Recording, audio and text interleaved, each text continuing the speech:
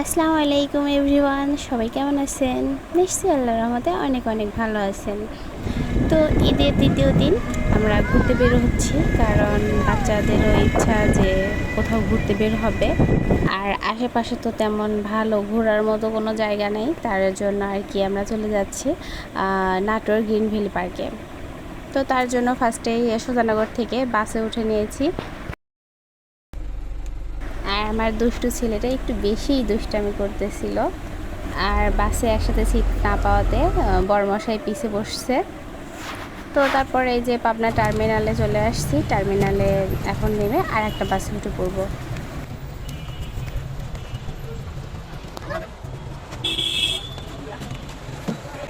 অনেক দিন পরে পাবনা আসলাম, আসি হাত কেটে গেল।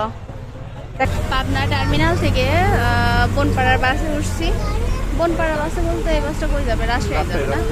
রাজশাহীর বাসে উঠছি, বনপাড়া যায় নামবো। আর পাবনা থেকে বনপাড়ার ভাড়া জনপ্রতি 100 টাকা করে। আপনাদের সবাইকে আমন্ত্রিত।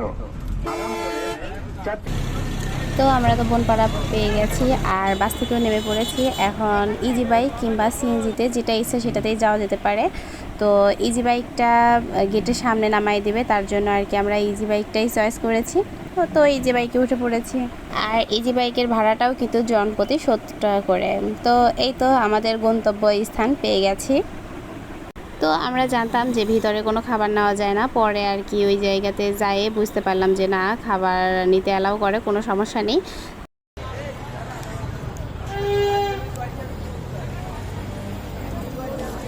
এই যে লম্বা লাইন, আর জনপ্রতি 60 টাকা করে। যাই হয়ে যাক না কেন, আমার ছেলের দুষ্টামি করা কোনোভাবেই কমবে না। তো বরমশাই যেহেতু 3টা টিকিট কাটছে, আর 3 বছরের বাচ্চাদের জন্য টিকিট লাগবে, তার জন্য আর কি সাইফানকে কোলে তুলে নিয়েছে, একটু চালাকি করেছে এই আর কি। তো প্রবেশের পরেই দেখতে পারলাম যে কয়েকটা দোকানও আছে, খাবারের দোকান। তো ইচ্ছা করলেই কিছু খাওয়া যেতে পারে। তো আমরা আশেপাশে কোনো দিকেই না তাকিয়ে চলে যাচ্ছি, কারণ আমাদের ইচ্ছাই ছিল যে বাচ্চারা সুইমিং পুলে গোসল দিবে, এটাই। তো এই জন্য আর কি সুইমিং পুলটা খুঁজতেছিলাম কোন সাইডে আছে। তো ফার্স্টে আগে সুইমিং পুলে চলে যাব।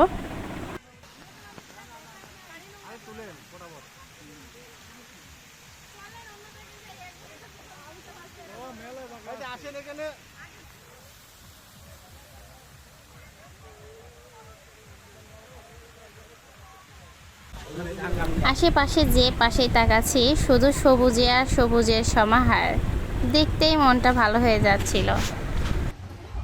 আর ওয়েদারটাও ছিল জাস্ট অসাধারণ, আর ঘোরার মতোই একটা ওয়েদার ছিল।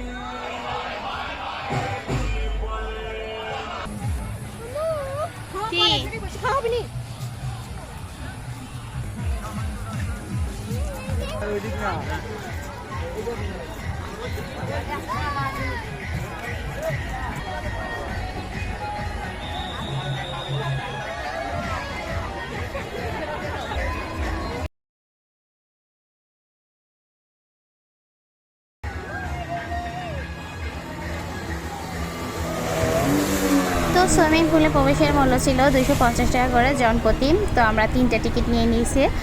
আর সুইমিং পুলে কি কি মজা করা হইলো এই ভিডিওটা পরবর্তীতে দিয়ে দেব। আজকের মতো এই পর্যন্তই, আল্লাহ হাফেজ।